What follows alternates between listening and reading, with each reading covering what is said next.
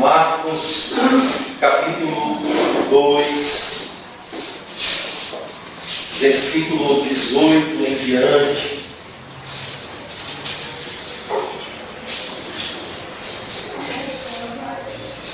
Vamos ver o que a palavra de Deus nos diz aqui nesse texto. Marcos, capítulo 2, do verso 18 ao verso 22. Na minha versão atualizada diz assim: ora, os discípulos de João e os fariseus estavam jejuando.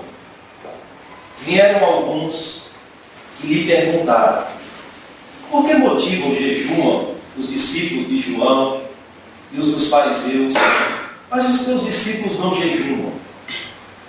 Respondeu-lhes Jesus: podem, porventura, jejuar os convidados para o casamento, enquanto o noivo está com eles? Durante o tempo em que estiverem presente o noivo, não podem jejuar. Dias virão, contudo, em que lhes será tirado o noivo, e nesse tempo jejuarão. Ninguém costura remendo de pano novo em veste velha, porque o remendo novo tira parte da veste velha e fica maior a rotura. Ninguém põe vinho novo em odres velhos. Do contrário, o vinho romperá com os odres, e tanto se perde o vinho como os odres. Mas põe-se vinho novo em odres novos. Amém.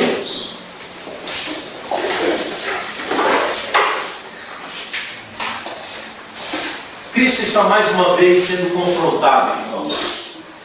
O Evangelho e a liberdade da graça está mais uma vez causando problemas àqueles que estão vendo a caminhada de Cristo e de seus discípulos. A liberdade que o Evangelho está trazendo aos discípulos está chocando aquelas pessoas que estão à volta deles. Após acusar Cristo de estar sentado com os pecadores, vimos no domingo passado, e eles ficaram mordidos de raiva por ver Cristo assentado ali à mesa, na mesma mesa, com os publicanos, os pecadores, os discípulos, todo mundo juntos.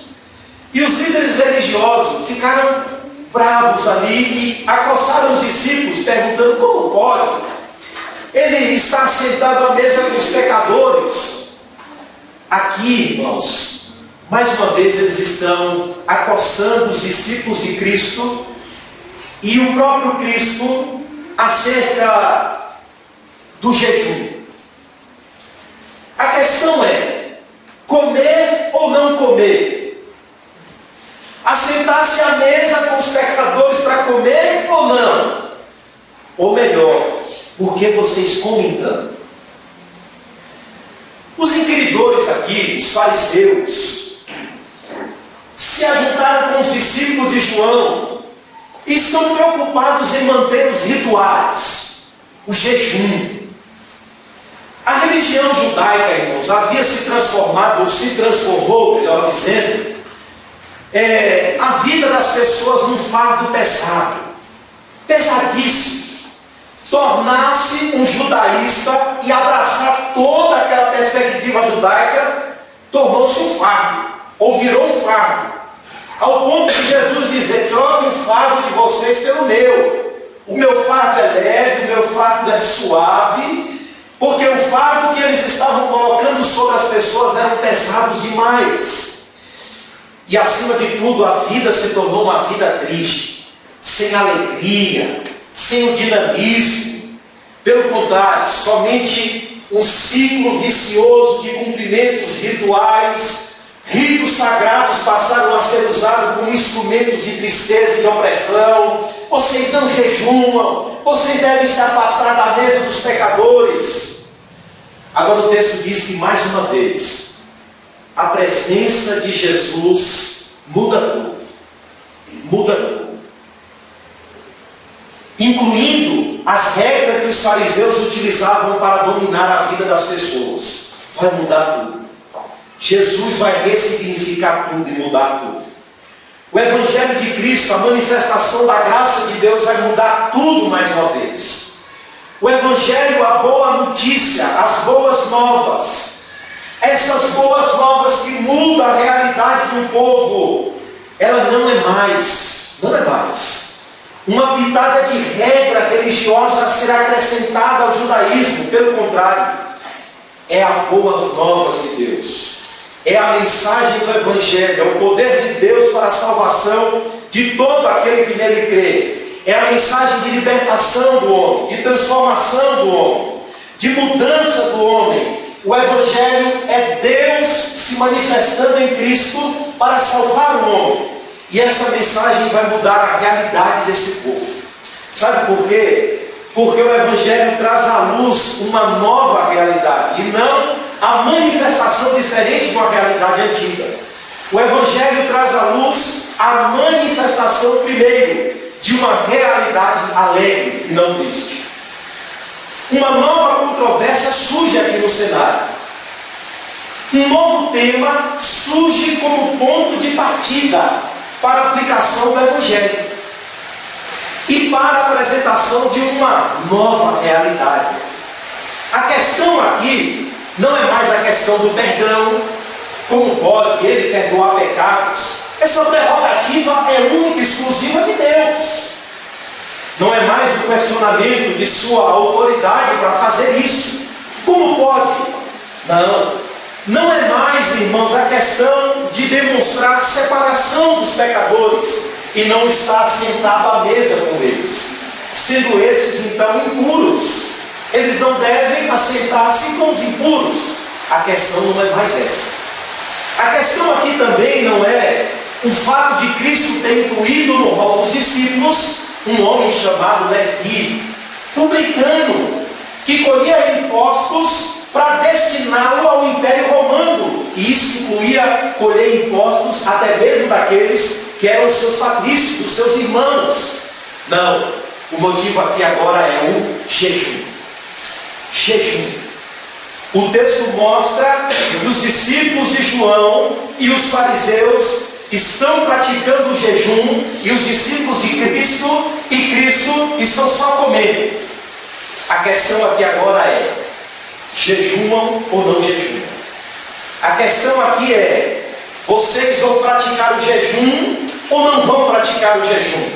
Por que nós comemos ou nos abstemos das comidas e vocês continuam comendo regaladamente? Irmãos, o jejum aqui que está em questão é um jejum totalmente voluntário.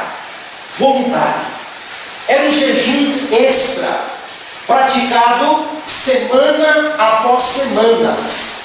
A ideia aqui é: porque jejuamos frequentemente e os teus discípulos não fazem isso.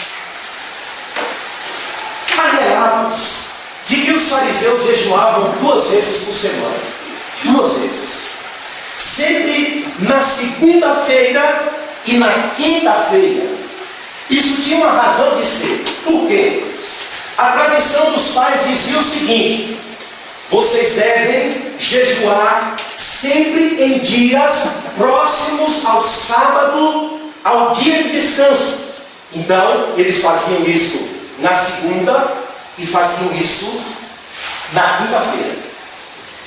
Então, irmãos, eles faziam isso como regra toda semana, semana após semana. E à medida que o tempo ia passando, esse jejum se tornava mais extremo, mais penoso, mais carregado de formalismo e legalismo. Há relatos, paz, meus irmãos, de rabinos que jejuavam de 6 horas até as 18 horas, ou às 6 horas da manhã, às 18 horas da noite. 300 dias por ano. Eram faces enrugadas, um olhar fundo e triste. Agora a pergunta é: que convicção está por trás desse costume? Que convicção está movendo esses homens a se abster de alimento e se auto-sacrificarem? Que convicção? A palavra jejum, irmãos, tem um significado de estar de luto. Ela traz a ideia de auto-humilhação, de diminuição do homem, de lamento constante na presença de Deus.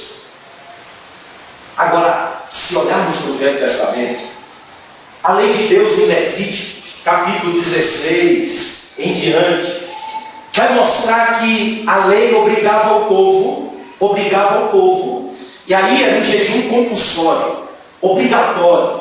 Todos deveriam naquele dia se abster de alimento e afligir as suas próprias almas, a sua própria vida, se humilhar naquele dia. Esse dia a lei chama de o dia da expiação. Nesse dia todas as famílias saíam pela manhã cedo, se abstendo de alimento e iriam afligir a sua alma, a presença de Deus. E esse ritual era uma celebração anual, todo ano, e incluía 2 cerimônias distintas, 2. A primeira cerimônia era um rito de purificação. O sacerdote pegava os cordeiros e imolavam e sacrificavam em prol de si mesmo e do povo. Primeiro, para purificar o povo, para que o povo tivesse acesso àquele momento. Então, o primeiro momento era o momento de vocês precisam ser limpos, ser purificados. Oferecia-se um primeiro sacrifício.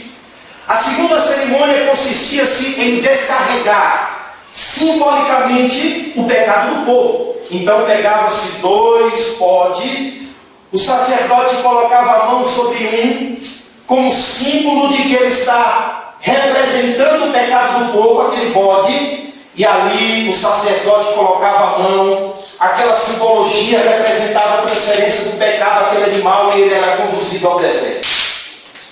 Lançado ao deserto, para morrer no deserto, afastando as transgressões simbólicas do povo de Deus.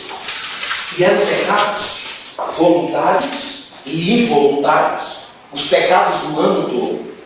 Era chamado Yom Kippur, o dia da expiação.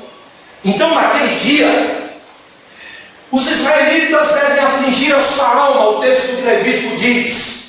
Devem se abster de alimento, era um dia de auto-humilhação pelo pecado. Era um dia de ser representado expiamente pelos animais. Esse animal que levaria o pecado do povo.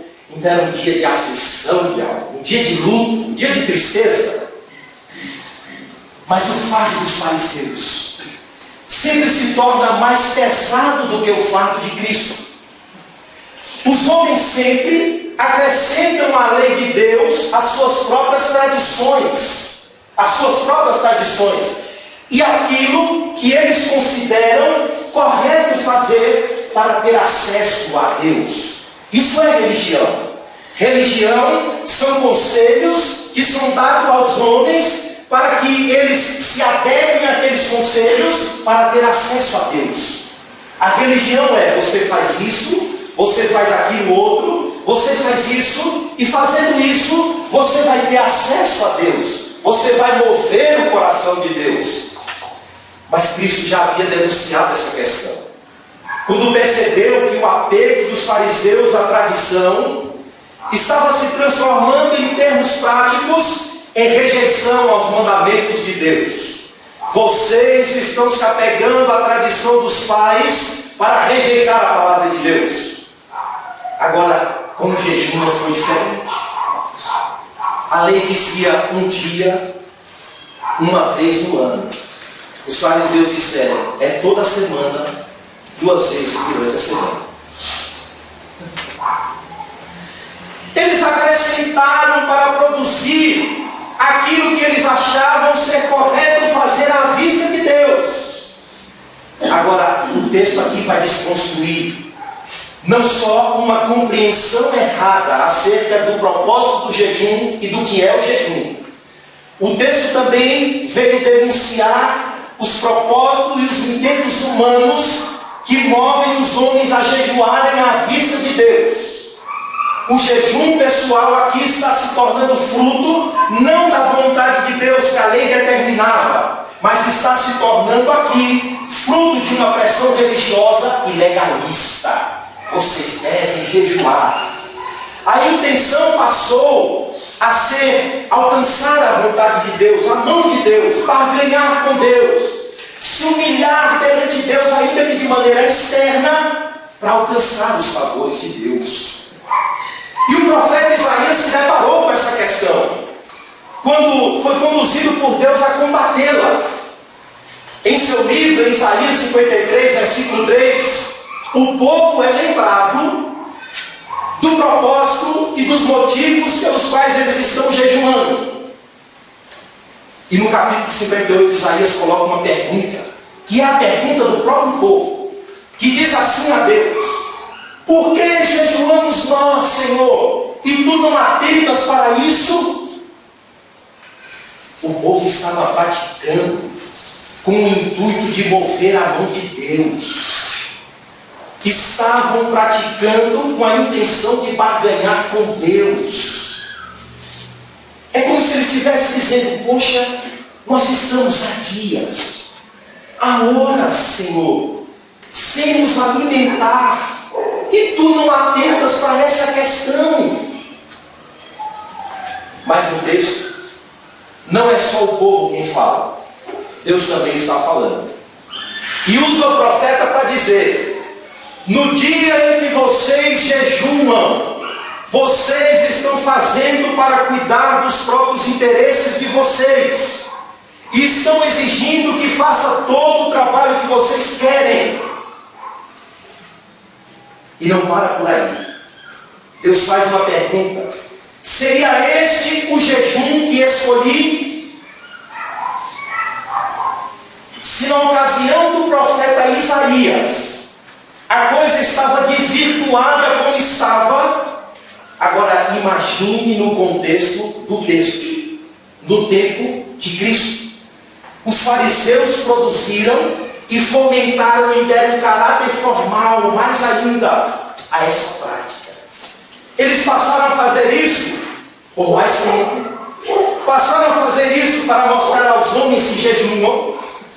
Passaram a fazer isso motivados por orgulho. Graças te dou, Senhor, porque não sou como esse. Jejum 2 vezes na semana. Dou o meu dízimo. O jejum deles passou a ter valor expiatório, porque eles estavam fazendo para alcançar o perdão de Deus. Então, quanto mais se humilhavam e se entristeciam do ponto de vista externo, mais a consciência deles achavam que eles estavam sendo perdoados por Deus, aceitos por Deus. Essa prática, diziam eles, é equivalente ao sacrifício do templo. Os discípulos de João, juntos também, estavam praticando como uma preparação para a chegada do reino, pois já tinham esquecido que o rei chegou, que o rei já tinha se manifestado. Eles mesmos, no futuro, iriam conduzir a pergunta de João: vai lá e pergunta se é de fato esse que é o Messias ou devemos esperar outro. Mas eles estavam preocupados em manter os rituais.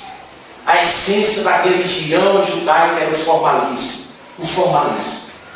O texto mostra que a presença de Jesus vai mudar tudo. O Evangelho traz à tona uma nova realidade.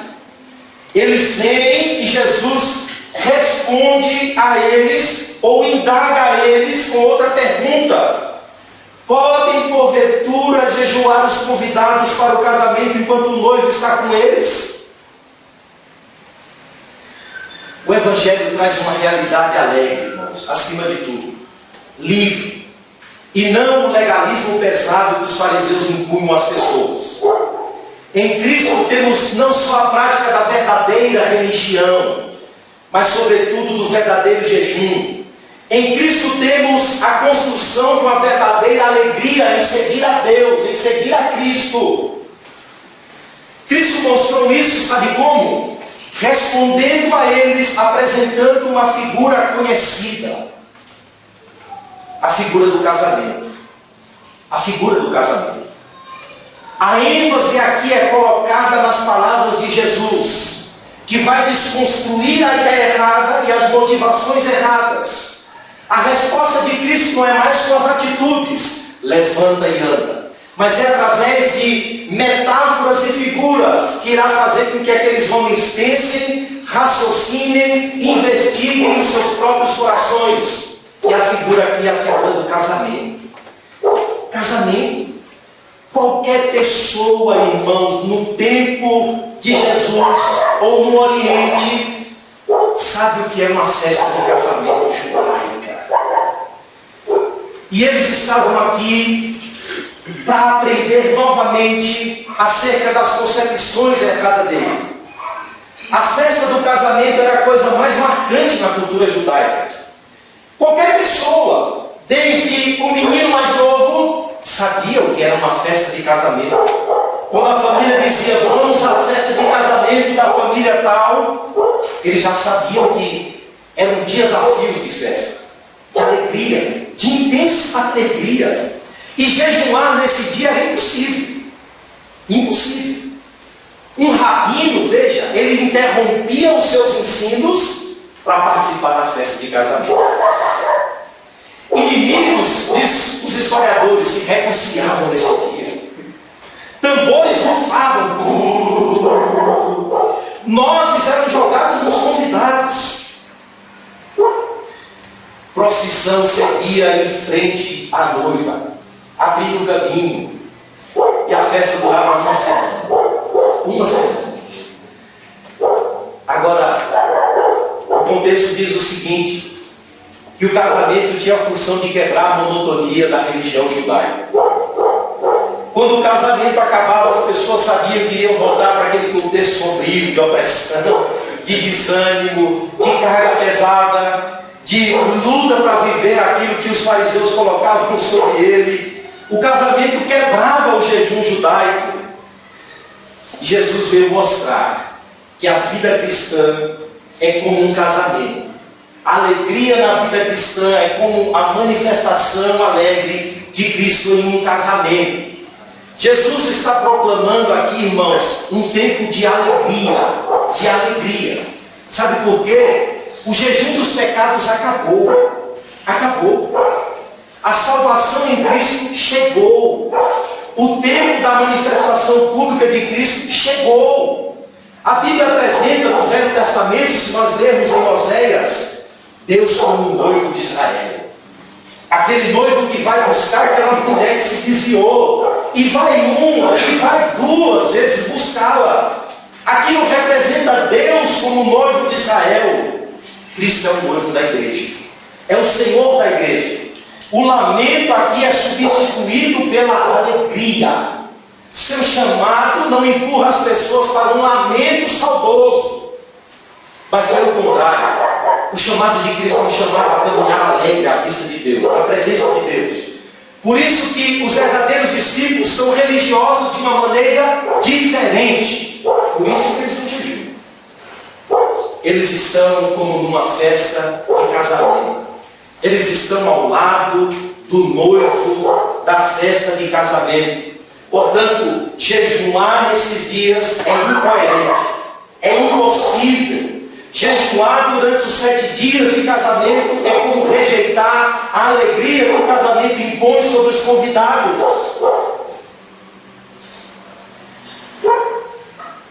Conservar, irmãos, o jejum aqui dos fariseus era continuar no caminho de barganha, de autoaflição, de esconder a sua própria condição, de desprezar a alegria do noivo, a vontade de Deus, o reinado de Cristo. Eles estavam querendo dar continuidade a essa religiosidade vazia, morta, de exterioridade. Mas Cristo veio para dizer que a vida cristã que está sendo concedida aos discípulos é essa vida de alegria, de perfeita liberdade, de alegria do legalismo, de alegria que se sobrepõe a esse jugo que os homens não conseguem carregar. É a alegria de estar com um noivo, de estar com um noivo. Por isso a vida cristã é alegria para o triste, é libertação para os presos, para os aflitos, é purificação para os leprosos, é pão para os famintos, é salvação para os perdidos. É isso que Jesus está dizendo. Podem porventura jejuar os convidados para o casamento enquanto o noivo está com eles? Não pode, é impossível.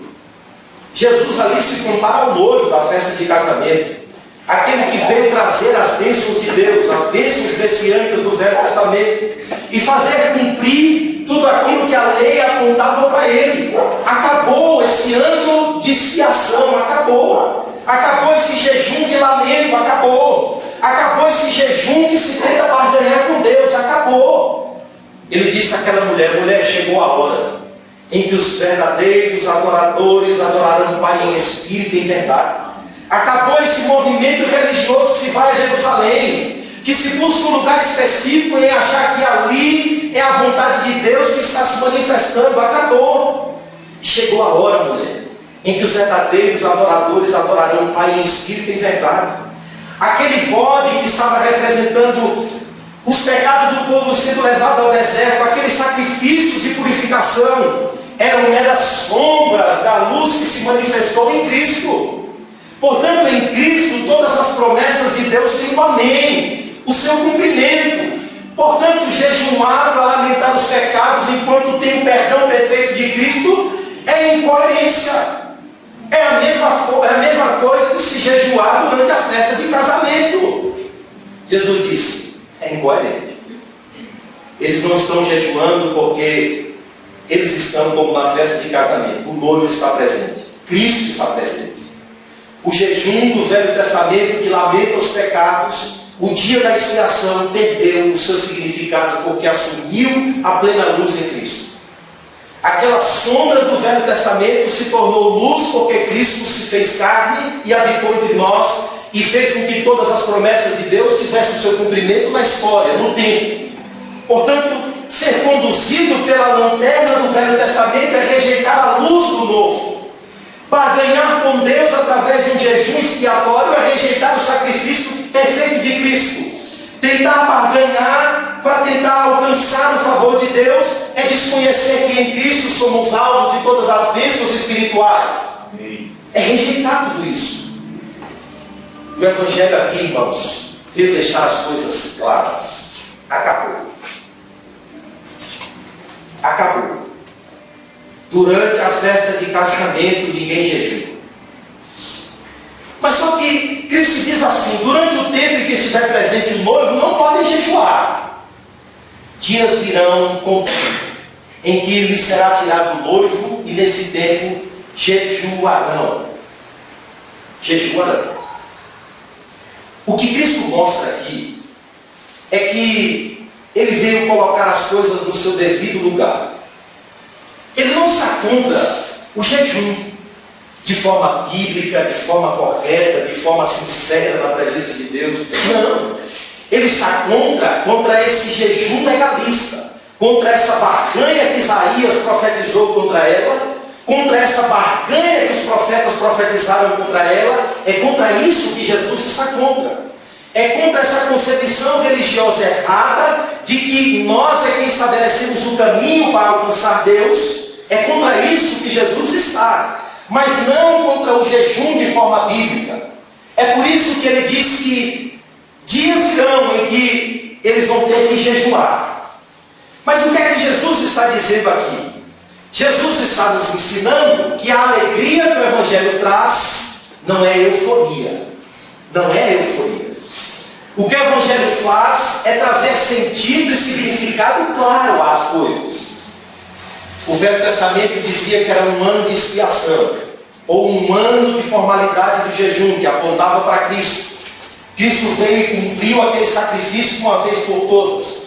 Portanto, acabou o jejum do lamento, o jejum do dia da expiação, porque Cristo já cumpriu aquilo para o qual ele apontava. Agora o jejum assume uma função diferente, não da busca, da barganha e de se alcançar o favor de Deus, mas pelo contrário. O jejum aqui assume a função da renúncia, de trazer no corpo o morrer de Jesus, de tornar-se amante não dos prazeres, não de uma alegria efêmera, vazia. O jejum toma ou assume o lugar de mortificar os feitos do corpo para seguir a Cristo fielmente. Tudo isso agora para o cristão se torna um prazer e não mais um fardo pesado do Velho Testamento, legalista. Para o cristão agora, este jejum de se abster de alimento para se autodisciplinar, para trazerem no seu corpo o morrer de Cristo, para não se acomodar a uma alegria efêmera, aos prazeres do mundo. Para aqueles que estão em Cristo, não é mais um fardo, mas uma alegria. Amém. Uma alegria. Não é mais a obrigação da religião, nem legal, nem legalista, mas é uma atitude do coração, um recurso da graça. O fato do noivo ser retirado, Jesus mostra que não é o fim do casamento, mas é o plano de Deus sendo executado sobre a vida do noivo. Dias, contudo, chegará em que ele será tirado. A ideia aqui é de uma retirada abrupta. Jesus aqui estava vendo o sofrimento da cruz, a sua morte na cruz, quando ele morreria pelos pecados e seria retirado deste mundo. Nesse tempo, a ideia aí é de que, a partir desse tempo, os discípulos passarão a jejuar. A partir desse tempo, da sua morte, eles passarão a jejuar, a se abster de alimentos para se autodisciplinar e seguirem a Cristo, levar no seu corpo o morrer de Jesus. Portanto, até o jejum se torna uma atitude alegre quando somos alcançados pelo Evangelho. Até o jejum se torna uma atitude disposta do coração e alegre para se autodisciplinar e trazer no corpo o morrer de Jesus, e não mais aquele jejum imposto, obrigatório, legalista, para se barganhar com Deus. Então, a primeira perspectiva do Evangelho é que ele traz uma realidade alegre. Ele traz a manifestação plena das sombras. Ele traz à luz as coisas que o Velho Testamento aprontava. Portanto, a alegria da salvação chegou. Cristo chegou. O cumprimento das promessas chegou. Cristo. E ele está presente no contexto com os discípulos e diz: eles não podem jejuar. Mas contudo, dias virão. A alegria da vida cristã, ela jamais se esquece da cruz. Amém. A alegria da vida cristã jamais deixa de olhar para a cruz, para o sofrimento de Cristo. A glória e a cruz caminham juntas na vida cristã. A alegria em meio ao sofrimento é a realidade da vida cristã. E quando o cristão assume uma atitude de coração sincera, de se abster de alimento, de jejuar, de se auto-sacrificar ou trazer no seu corpo o morrer de Jesus, ele está fazendo isso para que as coisas ou os elementos externos que são contra a perseverança dos santos não façam com que a sua alma seja tomada de desânimo, de coisas que desagradam a Deus, não faça com que ele seja acomodado aos prazeres e não à disciplina de seguir a Cristo.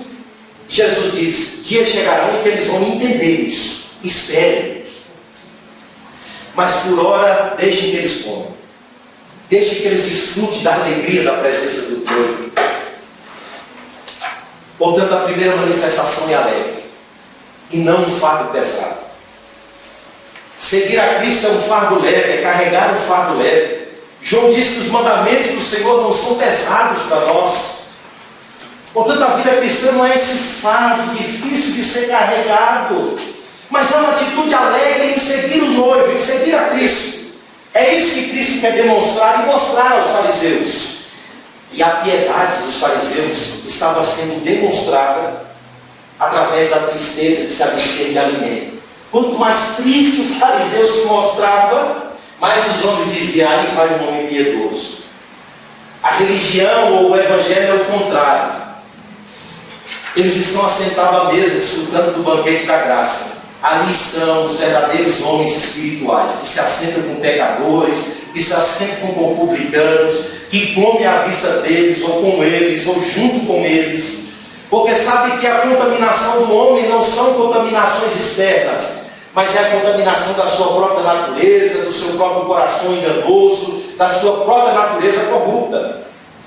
E Jesus diz: o Evangelho traz a alegria de ser salvo, diz saber que em Cristo tudo está pronto, de que em Cristo todas as coisas estão cumpridas, estão efetuadas, de que em Cristo somos alvos de todas as bênçãos espirituais, de que em Cristo somos objetos do amor de Deus, da graça de Deus, E não há nada que possamos fazer para que sejamos mais amados, para que tenhamos mais graça. Não há jejuns semanais que nos tornem mais agradáveis a Deus, porque em Cristo somos alvos de todas as bênçãos. Amém. Em Cristo temos acesso confiado ao trono da graça. E é isso que desperta a alegria da vida cristã. Estou salvo. Estou salvo. Não preciso barganhar com Deus, estou salvo. Eu preciso buscar em primeiro lugar o reino de Deus, Ele vai acrescentar as demais coisas, eu estou salvo. Amém. É isso que o Evangelho diz. O Evangelho diz: Deus já fez tudo em Cristo. Não há atitude humanas que mova o coração de Deus. Ele tem prazer no amado que é Cristo. E nós só somos amados por Deus porque estamos em Cristo. Porque somos recebidos e aceitos em Cristo. Somos vestidos com a justiça de Cristo. Então Deus, quando olha para os pecadores, Ele vê primeiro Cristo. O segundo ponto, irmãos, é que o Evangelho ele traz uma manifestação de uma realidade totalmente nova. Totalmente nova.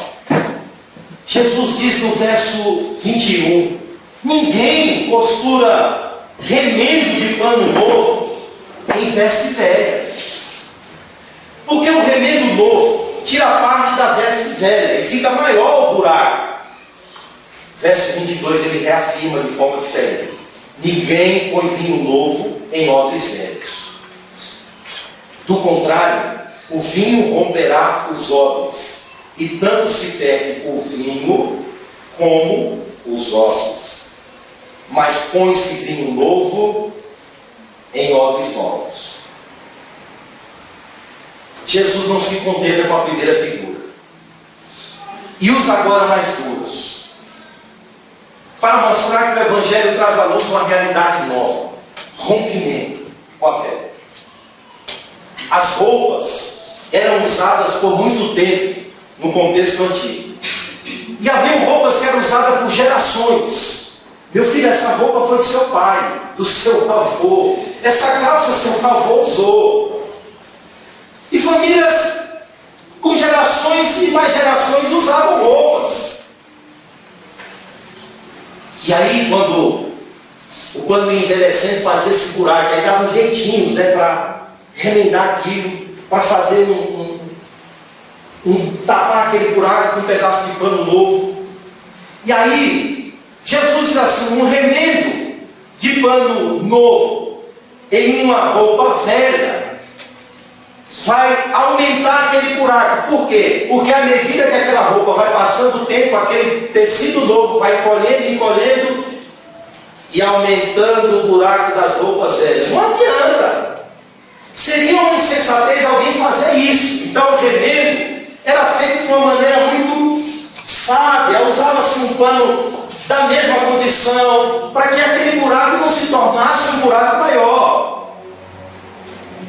Do contrário, Jesus diz: se fizer, o buraco fica maior. Me lembro, irmãos, que algumas vezes eu ganhava roupa usada. Eu gostava, nunca tive dificuldade de usar roupa usada. Quando era de marca, então, o desejo despertava ainda mais.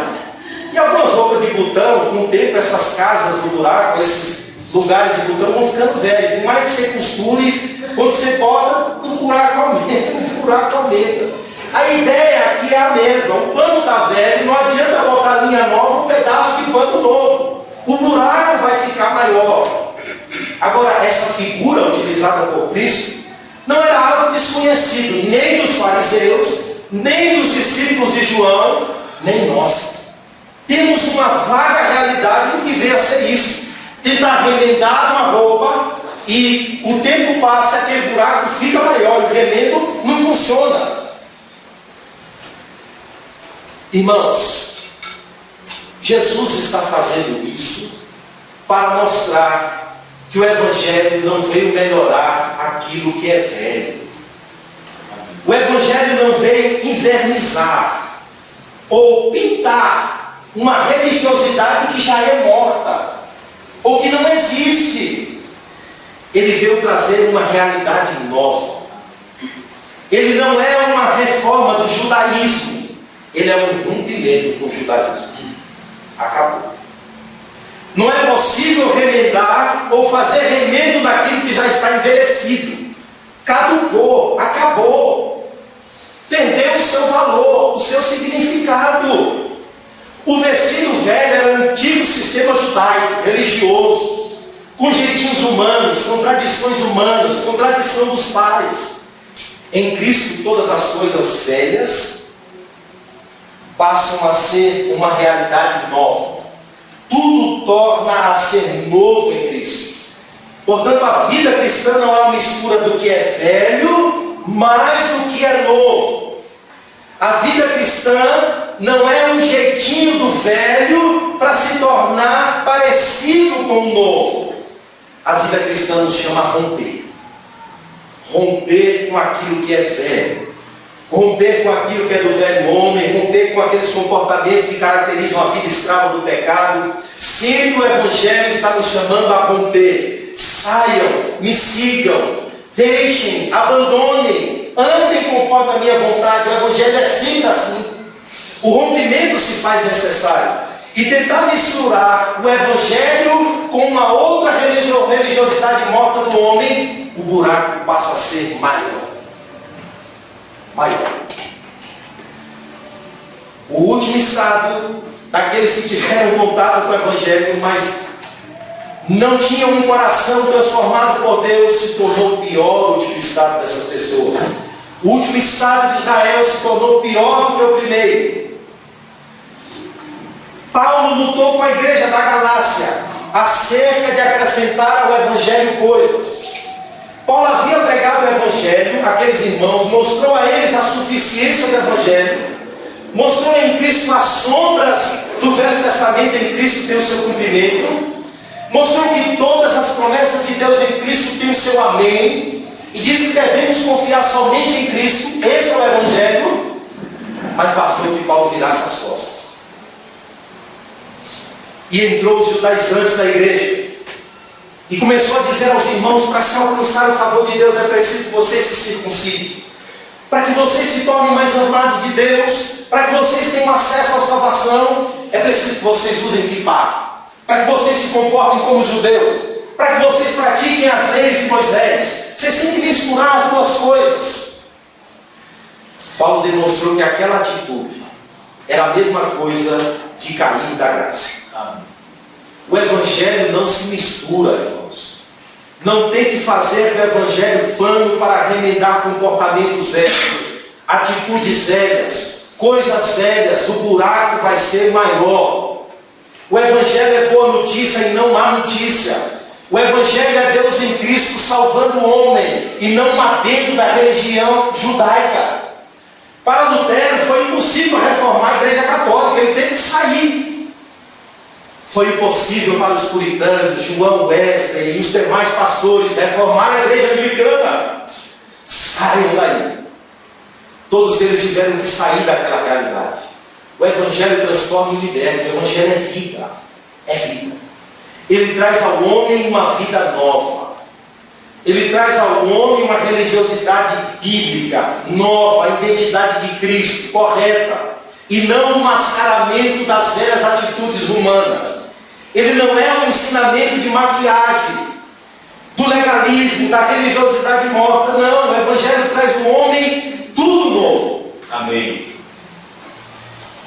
Agora, não que Cristo esteja rejeitando o Velho Testamento, não é isso. Seu ministério está ancorado no Velho Testamento. Está ancorado. No caminho de Emaús, ele para entre os dois discípulos e começa a mostrar aos discípulos Cristo, Ele mesmo, na lei, nos profetas, nos salmos. Ele está ancorado no Velho Testamento. O que Cristo faz é não permitir que se faça uso errado dele. O que Cristo está desconstruindo é a tradição humana, é a maquiagem que os homens querem fazer. Ele veio dar sentido ao Velho Testamento. Então ele é o noivo que veio se manifestar. Ele é as vestes novas de justiça. Ele é a purificação dos seus pecados, dos nossos pecados. Ele é a salvação, Ele é a alegria, Ele é a porta, Ele é o caminho, Ele é a verdade, Ele é a vida. Ele é as vestes alvas. Ele não é remendo. Então, quando esquecemos este princípio, esquecemos que o Evangelho nos manda romper. Vemos o que sucedeu na igreja da Galácia. Vemos o que está sucedendo ou acontecendo em muitas igrejas. Campanhas, paganismo, sincretismo religioso, comportamento pagão, misturando-se à pureza do Evangelho e tornando-se o Evangelho algo impuro.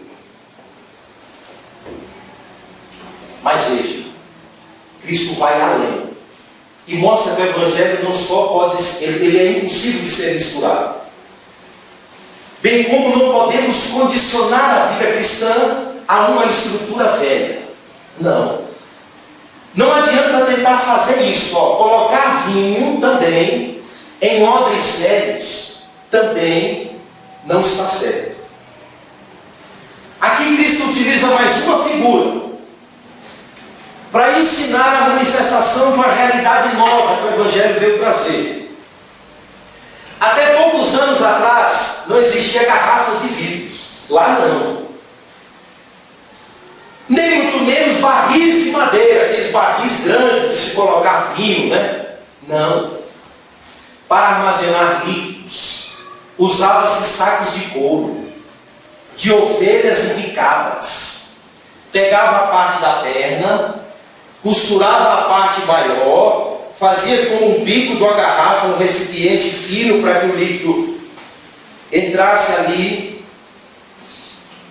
Isso era utilizado para guardar o vinho. Fazia-se uma alça de couro para colocar aqui e carregar aquele saco de couro para se colocar vinho. Quando o couro é novo, eles possuíam certa elasticidade. Mas à medida que iam ficando velhos, iam ficando rígidos, endurecidos, e perdiam a elasticidade natural do couro.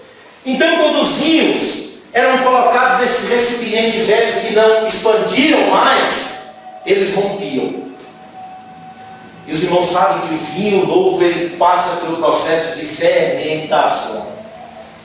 Isso significa que gases estão sendo liberados, vai expandindo, inchando. E à medida que a pressão aumenta, se o couro é novo, ele vai expandindo. Agora, se o couro é velho, Cristo diz, ele vai ceder. Derrama o vinho, perde o odres. Se isso acontece, o vinho estraga os odres também, Jesus diz. O que é novo combina com o que é novo. Essa é a ideia. Não adianta tentar acomodar ao vinho, ao odres velhos. Ou não adianta colocar vinho novo num recipiente de couro envelhecido, enrijecido. Ambos precisam ser novos. O vinho do Evangelho não pode ser acomodado a odres velhos do judaísmo. Para os fariseus, sabe qual é a prova de uma religião verdadeira? Era a adaptação. Eles criavam aquelas regras e se adaptavam a elas. E à medida que eles iam se adaptando, eles iam tendo a suave voz na consciência. Estamos nos adequando à vontade de Deus. Estamos sendo aceitos perante Deus. Ou melhor, Deus está se agradando de nós. Então, o símbolo de uma religião para o judeu era a adaptação dele a ela. À medida que eles se adaptavam a ela, eles achavam que estavam agradando a Deus. Mas Jesus vem e apresenta uma lógica totalmente diferente. E diz assim, o velho não se adapta ao novo. Um remendo novo não se adapta a uma roupa velha. Jesus vem e mostra algo totalmente no contrário. O que Jesus está dizendo, que a prova do verdadeiro evangelho, de sua manifestação na vida dos homens, não é adaptação. Não é adaptação.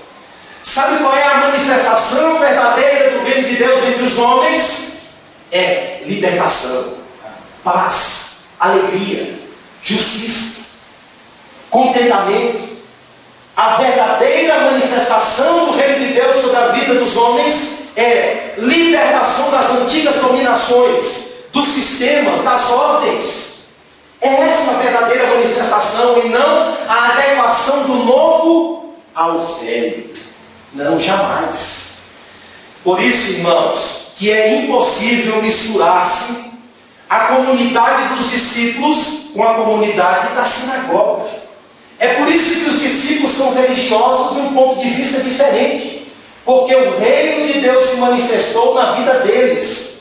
E eles saíram desse domínio onde eles eram escravos do pecado e se tornaram livres para seguir a vontade de Deus. E não se adaptaram, não trocaram somente de roupa, não deram jeitinhos no comportamento para mostrar aos homens que eles são religiosos. O Evangelho veio transformar o homem, veio trazer ao homem uma religiosidade nova. E não se pode usar a liberdade do Evangelho e acomodá-lo ao formalismo vazio. O que Jesus ensina é que o Evangelho não funciona como reparos. Não. Nem como enxertos, nem como jeitinhos, nem como simbiose. O Evangelho não se presta a corrigir erros morais dos religiosos, do judaísmo. O Evangelho não se presta a melhorar o sistema do mundo. O Evangelho não aperfeiçoa as religiões. Sabe por quê? Seu chamado é muito radical. Tu, porém, me siga. Tome a sua cruz e me siga. Levi, me segue. Isso é incapaz de mover o coração de um homem velho.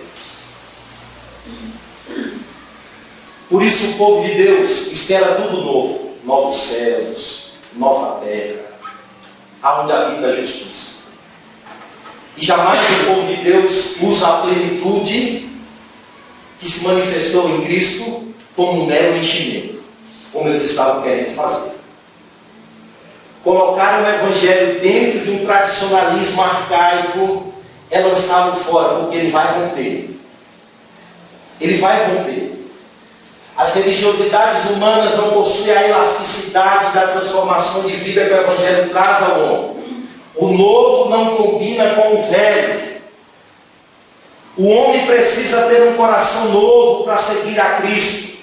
O homem precisa ter um coração novo para desfrutar da alegria do Evangelho, do vinho do Evangelho. É como Deus disse a Nicodemos: necessário que é nascer de novo.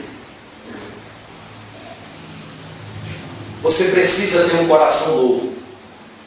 Você precisa que o Evangelho transforme primeiro o seu coração, para que você desfrute da alegria do Evangelho. Você precisa ter o seu coração transformado como um odre novo, para que o vinho do Evangelho seja colocado em odres novos. Como disse Jesus, se a nossa justiça não exceder a dos escribas e fariseus, de modo algum entraremos no reino dos céus. E como é que era a justiça deles? Justiça de reparo nas suas próprias roupas, justiça externa, contrição externa, manifestação externa da religião, orar em praça pública, mostrar aos homens que estão contristados, para mostrar aos homens que eles estão jejuando, que eles estão praticando os valores externos da religião.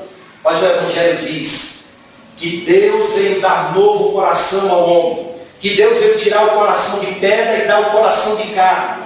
O Evangelho diz que Deus veio transformar o homem e escrever no coração do homem as suas leis, para que esses homens sigam as suas leis, o seu caminho e façam a sua vontade.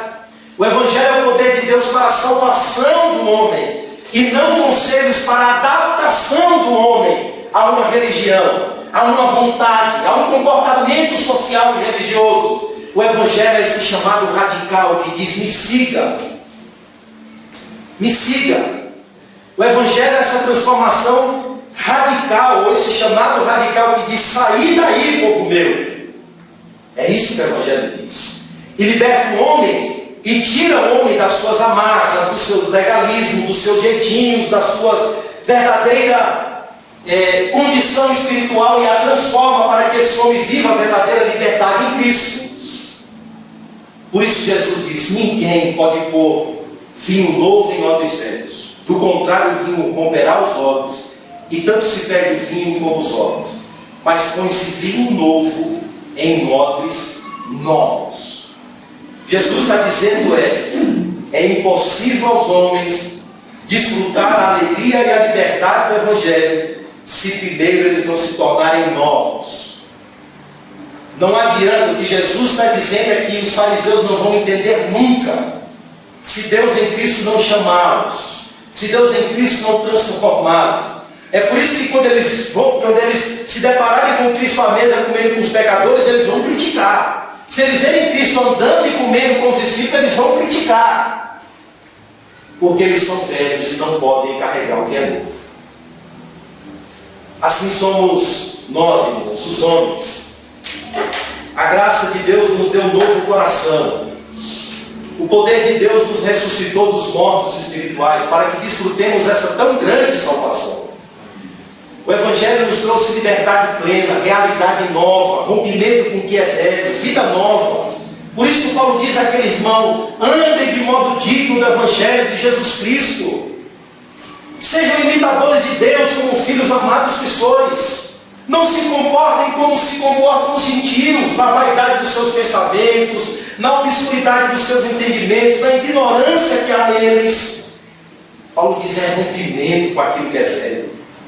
É deixar aquilo que é velho e caminhar nessa nova perspectiva da luz do Evangelho e seguir os passos de Cristo. Então, o Evangelho não só traz uma realidade alegre, mas uma realidade nova. Novas vestes, novo coração, novos céus, nova terra. É tudo novo. E não acomodação. E não jeitinhos, para que sejamos parecidos com cristãos. Não jeitinhos para que sejamos parecidos com pessoas decentes, moralistas, religiosas. O Evangelho não faz isso. O Evangelho é esse poder de Deus que nos transforma por completo, um homem completo. E nos traz a justiça de Cristo que excede a justiça dos fariseus. Então que Deus em Cristo nos abençoe, nos liberte desse legalismo com o qual nascemos com Ele. Nos liberte dessas concepções legalistas em achar que os nossos jeitinhos vai nos tornar mais agradáveis a Deus. Que o Evangelho nos liberte de tudo isso, nos torne pessoas livres, que confiem somente em Cristo, que amem somente a Cristo, que sigam somente a Cristo e que desfrute esse vinho novo da graça, esse banquete novo da graça, e que essa graça nos dê força para romper com o que é velho, com o que está arcaico, com o que é incapaz de transformar as nossas vidas. Que o Evangelho nos faça romper com tudo isso e seguir a Cristo. Vamos orar. Senhor nosso Deus, queremos pedir, Senhor, que a Tua palavra, Senhor, ela venha transformar as nossas vidas, ó Deus. Queremos te pedir, Senhor Deus, que a Tua palavra, Deus, venha transformar os nossos corações. Amém. Venha fazer, Pai, com que todo legalismo que ainda está arraigado na nossa condição, Deus, que esse legalismo, Senhor, que ainda nos leva, ó Deus, a querer misturar o velho com o novo, que nos faz muitas vezes, Senhor, tapar os buracos, Senhor, para que eles sejam apresentados, ó Deus, como buracos tapados, reparados, mas que o Senhor, ó Deus, sabe que eles vão romper lá na frente. Eles vão romper, Senhor. Somente a transformação do Evangelho, ela traz uma caminhada segura, alegre, firme, constante. Porque esse Evangelho, Senhor, ela traz luz onde havia só trevas, ó Deus. Inclusive as trevas dos nossos próprios corações. As trevas da ignorância mental, Senhor. É verdade. As trevas da religiosidade morta, formal, vazia. Este Evangelho veio comunicar a vida de Cristo em nós. E pedimos a Ti, Senhor, que esta vida seja intensa em nossa vida. Amém. Que Cristo seja formado em nós, Pai. Em nome de Jesus. Que a Tua palavra forme o caráter de Cristo em nós. E que possamos, como cristãos verdadeiros, livres, libertos, com a consciência sem culpa, com a consciência em paz, descansada, desfrutar, Senhor, tanto a alegria do casamento, bem como, Senhor, a alegria do Evangelho sendo demonstrada no vinho novo, Senhor. Amém. Que este Evangelho transforme toda a nossa vida. Que esse Evangelho transforme todos os nossos relacionamentos. Que esse Evangelho transforme toda a nossa conduta, todo o nosso jeito de ser. Que esse Evangelho, Senhor, nos faça viver esse discipulado tão radical que diz, me segue. Amém. Todo dia está dizendo à nossa consciência, aos nossos ouvidos, está dizendo a nós, pecadores, e está nos chamando, Senhor, o chamado da graça, me segue, me segue. Rompe com o que é velho, Senhor. Este Evangelho que fala fortemente aos nossos corações, ele também possa nos transformar poderosamente, Senhor. Sim. É o que nós te pedimos em nome de Jesus Cristo, Pai. Amém. Amém. Senhor.